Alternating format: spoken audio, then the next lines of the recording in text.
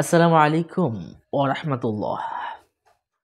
আলহামদুলিল্লাহ ওয়াসসালাতু ওয়াসসালামু আলা রাসূলিল্লাহ।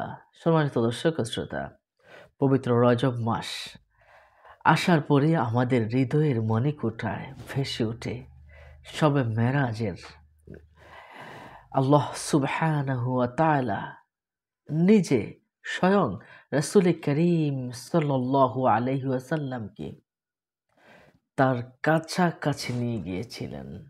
সুবহানাল্লাহ, সুবহানাল্লাহ। আল্লাহ পাক নিজেই পবিত্র কোরআনে এই বিষয়ে বলেছেন, সুবহানাল্লাযী আসরা বিআবদিহি লাইলাম মিনাল মাসজিদিল হারাম ইলাল মাসজিদিল আকসা। আমি ভ্রমণ করিয়েছি। অপর আয়াতে আল্লাহ পাক কি বলেছেন আশ্চর্য হয়ে যাবেন। সুবহানাল্লাহ, এতটাই কাছাকাছি চলে গিয়েছিলেন, এতটাই কাছাকাছি আশেক আর মাশুকের প্রেমালাপ শুরু হয়েছিল। সুবহানাল্লাহ। ক্বাবা কাউসাইনি আও আদনা। একটা তীর একটা ধনুক টান দিলে যতটুকু কাছাকাছি চলে যায় তার চেয়েও কাছাকাছি আমার রাসূল করিম সাল্লাল্লাহু আলাইহি ওয়াসাল্লামকে এতটা কাছাকাছি নিয়ে গিয়েছিলেন আমার আল্লাহ সুবহানাহু ওয়া তাআলা। সুবহানাল্লাহ, সুবহানাল্লাহ। তাহলে কি বুঝলাম?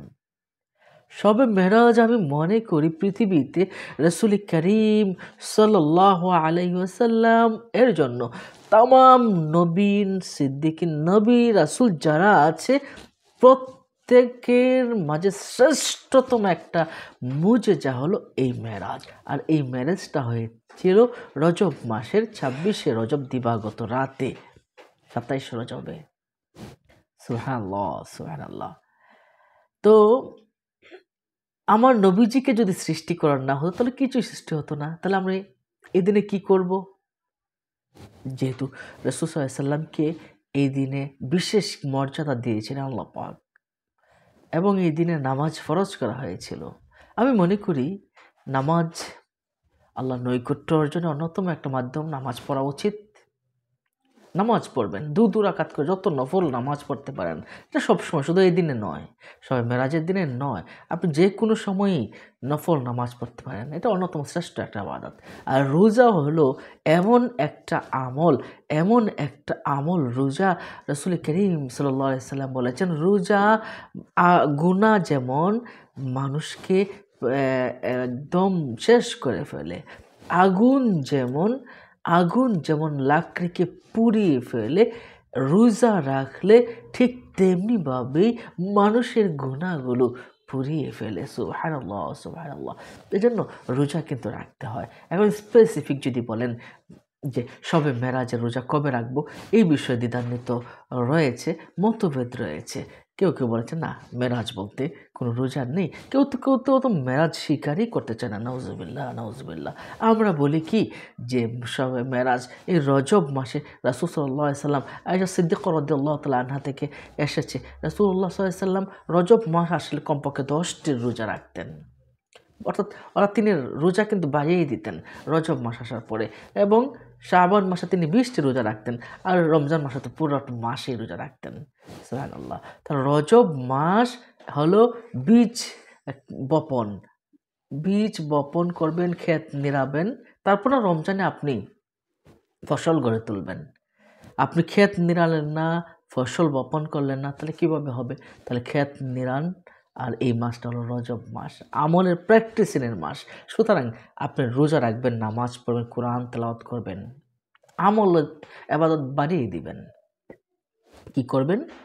রোজা সোমবার বৃহস্পতিবার রোজা রাখা, এটা রাসূল সাল্লাল্লাহু আলাইহি ওয়াসাল্লামের সুন্নাহ। রাসূল সাল্লাল্লাহু আলাইহি ওয়াসাল্লাম সবসময় সোমবার এবং বৃহস্পতিবার রোজা রাখতেন।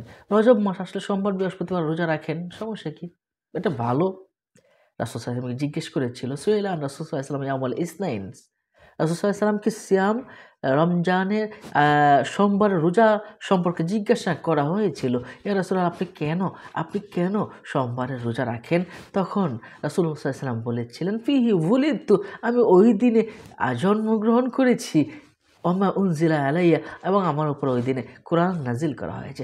জন্মদিন উপলক্ষে তিনি রোজা রাখতেন। আর বৃহস্পতিবার ওই দিনে আল্লাহ পাক রব্বুল আলামিন মানুষের আমল নামাগুলো আকাশে উঠেই থাকে। রাসূল সাল্লাল্লাহু আলাইহি ওয়াসাল্লাম বলেন, আমি মনে করি আমার আমলটা যদি রোজা রাখা অবস্থায় আমার পাক পরোয়ারের দিকে, পাক পরোয়ারের কাছে যায়, তাহলে বলতে পারবে ফেরেশতারা, এই তোমার এই হাবিব, পেয়ারা হাবিব রোজা অবস্থায় ছিল, দেখুন তার আমলগুলো। আল্লাহ পাক খুশি হয়ে যেতে পারেন, গুনাহ মাফ করে দিতে পারেন আমাদের। সুবহানাল্লাহ, সুবহানাল্লাহ। আর বিশেষ করে আপনি আইয়ামে বীজের রোজা রাখতে পারেন। রজব মাস, প্রত্যেক মাসের ১৩, ১৪, ১৫ তারিখ, আরবি মাসের ১৩, ১৪, ১৫ তারিখে রোজা রাখাটা সুন্নাত। এটা প্রত্যেকের রাখা উচিত। এছাড়াও যদি আমাকে বলেন যে শবে মেরাজে রোজা রাখা যাবে কিনা, আমি বলবো প্র্যাকটিস করতে পারেন। আপনি রাসূল সাল্লাল্লাহু আলাইহি ওয়াসাল্লামকে ভালোবেসে আপনি যদি রোজা রাখেন, শবে মেরাজের কৃতজ্ঞতা আদায় স্বরূপ রাসূল সাল্লাল্লাহু আলাইহি ওয়াসাল্লামকে এত মর্যাদা দিয়েছেন।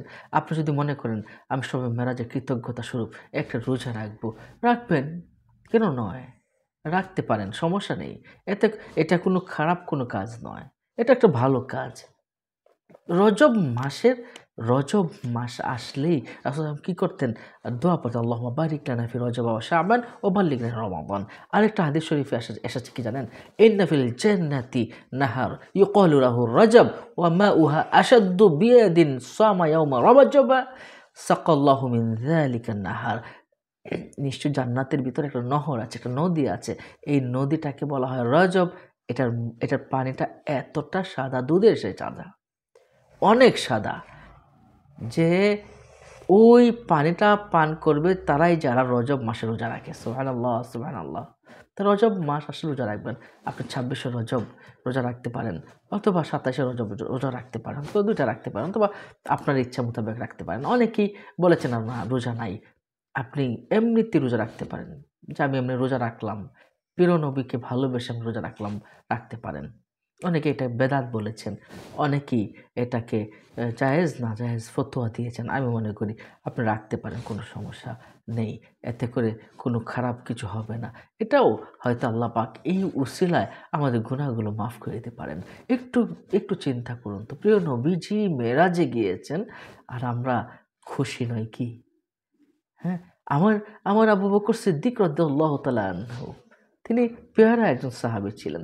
তিনি রাসূল সাল্লাল্লাহু আলাইহি ওয়াসাল্লামের কাছে আসলেন, আসার বললেন, আবু বকর আমি তো মেরাজে গিয়েছিলাম, আমি তো আল্লাহর কাছে গিয়েছিলাম। আবু বকর সিদ্দিক রাদিয়াল্লাহু বললেন, ইয়া রাসূলুল্লাহ আপনি সত্যি বলছেন? তখন উনি কি হয়ে গেলেন? সাথে সাথে সিদ্দিক উপাধি লাভ হয়ে গেল। আর আবু জাহেল তারা কি করলো? হাসি ঠাট্টা তামাশা করলো, অস্বীকার করলো। আল্লাহ আল্লাহ, তারা জাহান্নামী হয়ে গেল। সুবহানাল্লাহ। সুতরাং আমরা কি করব? আমরা কি করব? মেরাজ স্বীকার করব, রোজা রাখবো ইনশাআল্লাহ। আল্লাহ আমাদের সঠিক মতো রোজা, নামাজ, ইবাদত, বন্দেগী ইত্যাদি করার তৌফিক দান করুন। আমিন। আসসালামু আলাইকুম ওয়া রাহমাতুল্লাহি ওয়া বারাকাতুহু।